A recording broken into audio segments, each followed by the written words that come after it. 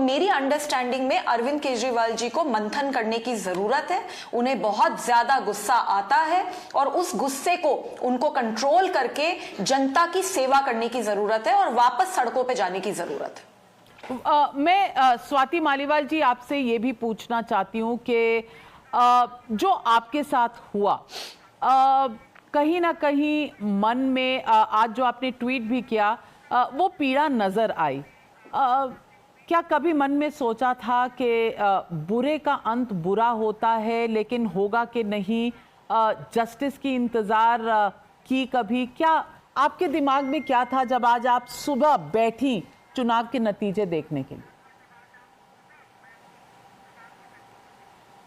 मैं भगवान में बहुत विश्वास करती हूँ और मैं ये मानती हूँ कि जब जब रावण आते हैं धरती पे और वो इतना घमंड लेके आते हैं, तब तब भगवान उनका जो घमंड होता है वो पूरी तरीके से चूर चूर करते हैं। तो मैं ऐसा बिल्कुल मानती हूँ और मुझे ऐसा लगता है कि जिन लोगों ने मेरे साथ इतना बुरा करा, ना सिर्फ मुझे मारा पीटा, जिसने मुझे मारा पीटा उसको इतना प्रोटेक्ट करा, उसको इतना प्रमोट करा, मेरा और मेरे पूरे परिवार का कैरेक्टर असैसिनेशन करवाया गया और इतना अत्याचार करा गया, आज वो अपनी सीटें बचाते हुए फिर रहे हैं।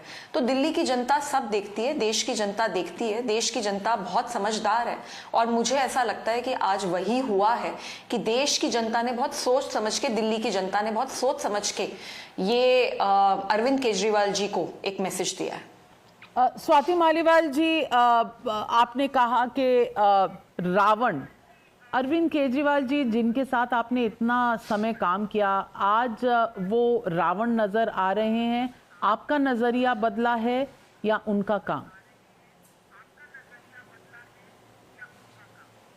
मुझे लगता है कि दोनों ही चीज़ें कहीं ना कहीं बदली हैं। अरविंद केजरीवाल जी अब एक ऐसे पॉलिटिशियन हो गए हैं जो काम करना नहीं चाहते। आप ये देखिए कि उन्होंने कितने मंत्रालय लिए 10 साल में, एक भी मंत्रालय नहीं लिया। अगर आप विमेन सेफ्टी का इशू उठा लीजिए, अगर आप लोगों की सड़कें, पानी, जो बेसिक इश्यूज हैं वो आप उठा लीजिए, या मैं कहती हूँ दिल्ली के जितने भी, यमुना से लेके एयर पोल्यूशन तक, कोई भी गंभीर मुद्दे हैं, अरविंद केजरीवाल जी ने कितनी बार मीटिंग्स ली? कोई मीटिंग्स ही नहीं लेते अरविंद केजरीवाल जी। वो उनका मैसेज सबको साफ है कि भाई काम करने से वोट नहीं आता। उनको ये लगता है कि लास्ट मोमेंट पे झूठ बोल दो, लास्ट मोमेंट पे कोई जुमला बोल दो, लास्ट मोमेंट पे कोई नई स्कीम अनाउंस कर दो, बस इतना करने से उनको वोट आ जाएगा। तो दिल्ली की जनता का आप बार बार बेवकूफ नहीं बना सकते। तो आज बहुत दुख की बात है कि अरविंद केजरीवाल जी, जो जिनको जनता ने इतना बड़ा मैंडेट दिया था, आज 10 साल के अंदर आप चले जाइए, दिल्ली एक पूरी तरीके से कूड़ेदान बन के रह गई है। तो बहुत शर्म की बात है। और जो आज दिल्ली की जनता ने मैसेज दिया है, मुझे लगता है कि जो पार्टी जीत भी रही है, ये मैसेज उनके लिए भी है। बहुत जरूरी है कि सब लोग जो वादे करके आते हैं वो वादे पूरे करें और सब लोगों को मिलके दिल्ली को सुधारने की जरूरत है। लेकिन स्वाति मालीवाल जी, लोग ये भी तो पूछेंगे कि आपने लगभग 12-15 साल उनके साथ बिताए, ये रियलाइजेशन अब ही क्यों आई आपको पिछले 1-1.5 साल में, पहले क्यों नहीं आई?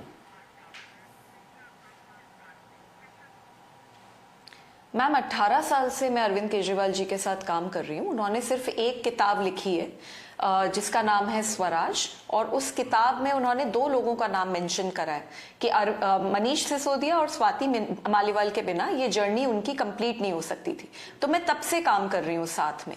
लेकिन जो सपना हम सबने मिलके देखा कि हम देश को बदलेंगे, वो धीरे धीरे धीरे धीरे कहीं ना कहीं खत्म होता चला गया। उन्होंने कस्में खाई थी कि वो कभी भी बड़ा घर नहीं लेंगे, वो सिक्योरिटी नहीं लेंगे, वो गाड़ी नहीं लेंगे, और आज की स्थिति ये है कि बस इन 3 चीजों के सिवाय उन्हें किसी चीज में इंटरेस्ट ही नहीं है। वो बस पूरा दिन यही सोचते हैं कि किस तरीके से हम लोगों का बेवकूफ बनाकर, किस तरीके से हम बस कोई चीप पॉलिटिकल गेन कर लें।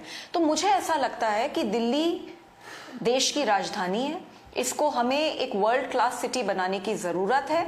और मैंने अपनी तरफ से, चाहे मैं दिल्ली महिला आयोग में थी, चाहे मैं मेंबर ऑफ पार्लियामेंट हूं, मैंने अपनी तरफ से हमेशा दिल्ली की सेवा करी है। मैं किसी से कोई पर्सनल वेंजेंस में काम नहीं करती। मेरा पास्ट है, वो मेरा आज और मेरा फ्यूचर नहीं डिसाइड करता। लेकिन हाँ, ये जरूर है कि अरविंद केजरीवाल जी को अगर ये लगता है कि वो किसी महिला के साथ इतना दुर्व्यवहार करेंगे और दिल्ली की जनता उन्हें इस तरीके से माफ कर देगी, तो ऐसा नहीं होता। सिर्फ 2100 रुपए देके महिलाओं को चुप नहीं कराया जाता, महिलाओं की इज्जत करने की जरूरत होती है। With your permission Swati Maliwal ji, Anand Ranganathan ji का एक सवाल है आपके लिए। आनंद Ranganathan, just for the spur of the moment, congratulations to Swati ji. She has worked very hard in revealing the truth about Kejriwal. But I also must, in all honesty, if she doesn't mind, ask her this following, because she's also in politics. That 9 out of the last 10 years, she was with AAP, with Kejriwal, right behind him. And Kejriwal did not fulfill even one of his promises in those 9 years. Why was, when she's saying that Arvind Kejriwal जी काम नहीं करते, election से पहले बस promise करके जीत जाते हैं, तो 9 साल तक उन्होंने काम नहीं किया अकॉर्डिंग टू हर लॉजिक, फिर भी स्वाति जी उनके साथ क्यों खड़ी रही? Arvind Kejriwal trailing by 1,844 votes. And unofficially it is confirmed the gap is gone. that Manish Okay, Sisodia 1,844 votes is the 3 more rounds trailing left. of Arvind Kejriwal. Swati Maliwal, please respond to Anand's question.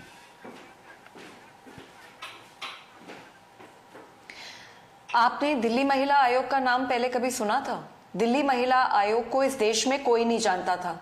9 साल पहले जब मैं दिल्ली महिला आयोग की अध्यक्ष बनी, उसमें 1,74,000 केसेस की सुनवाई करी है हमने 8 साल में।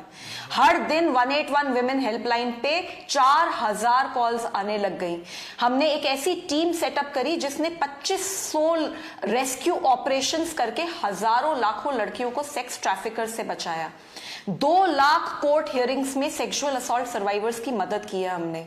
65,000 लड़कियों की जो सेक्सुअल असॉल्ट सर्वाइवर्स हैं, उनकी हमने काउंसलिंग करी है। और केंद्र सरकार और राज्य सरकार दोनों को 500 से ज्यादा रिकमेंडेशंस दिए हैं। जान पे खेलकर हमने लड़कियों को बचाया है। तो स्वाति मालीवाल ने अपना काम हमेशा बहुत ईमानदारी से और बहुत शिद्दत से करा, चाहे वो दिल्ली महिला आयोग हो और चाहे वो as an member of parliament. बहुत मुश्किल होता है, दुश्मनों से लड़ना बहुत आसान होता है, पर अपने दोस्तों के खिलाफ आवाज उठाना मेरी अंडरस्टैंडिंग में बहुत मुश्किल होता है। सही कहा।